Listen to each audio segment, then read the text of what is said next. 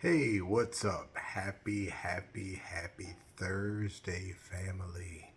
I'm gonna take my time because I want to try to remember all the stuff that came to mind.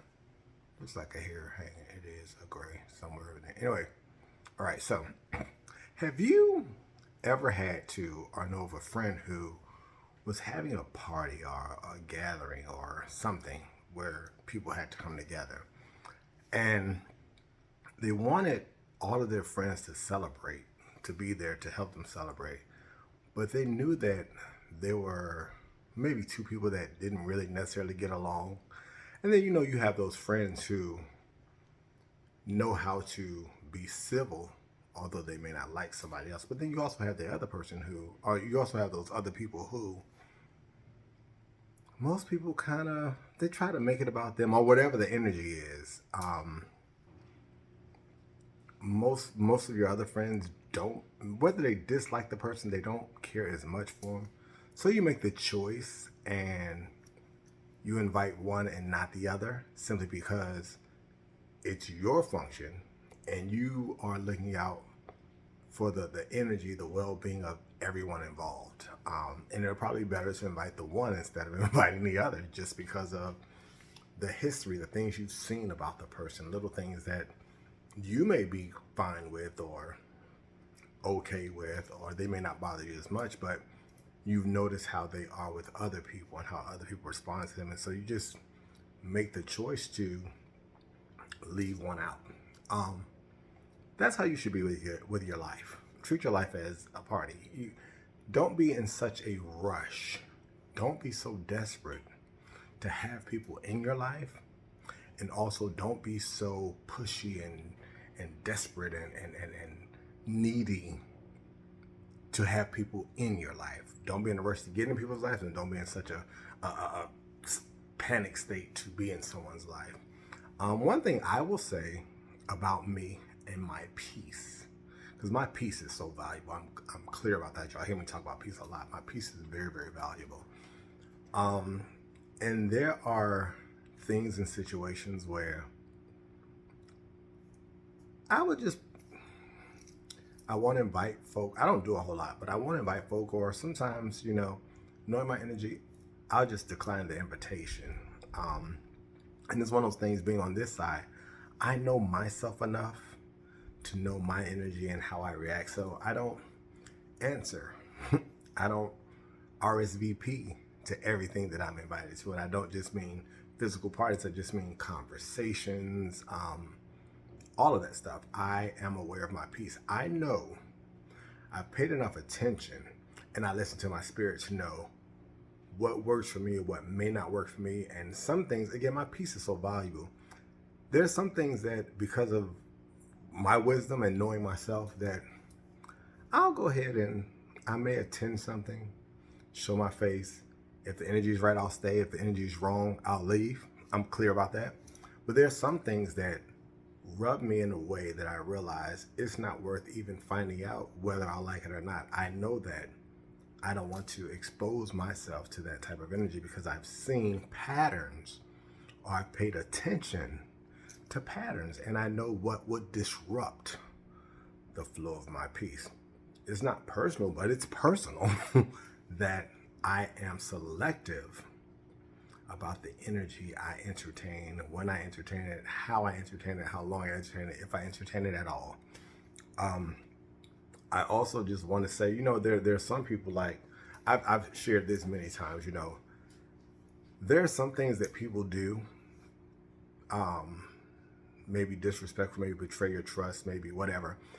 There are some things that are major that you may forgive somebody for, and something minor that you won't forgive others for. And for me, there are certain things, depending on the person and the foundation built in all the years or all the situations, where I know this was a misunderstanding, or even if it was intentional, it'll outweigh certain things as far as how I take you back in my life, if I take you back in my life. And there's some people that either you weren't that important, you weren't, the foundation wasn't established enough for that type of offense for me to let you back in, or I loved you so deeply that when you caused the hurt, the rift, the disappointment, whatever it was, the dis-ease, it was so traumatic and so hurtful.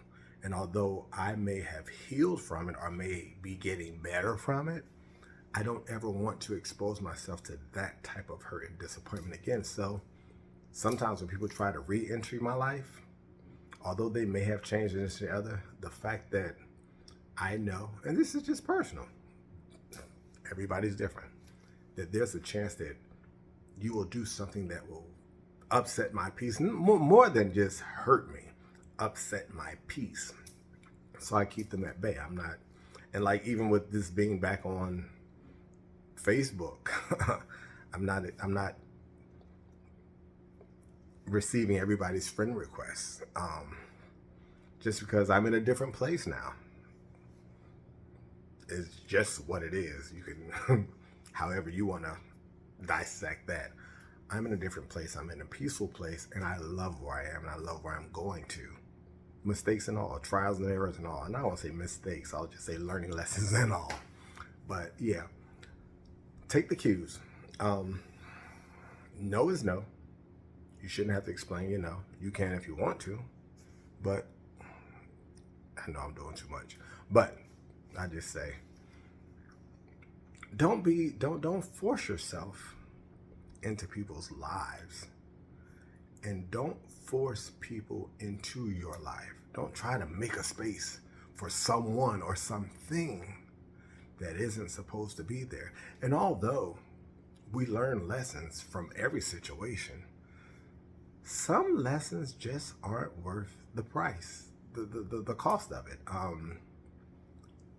Whether you get back on track or not, some things disturb your peace in such a way, or physically harm you, or mentally, emotionally harm you in such a way, and you just should not have even opened that door in the first place. That's just a thought. Again, I'm speaking from my experience. Take from it what you will.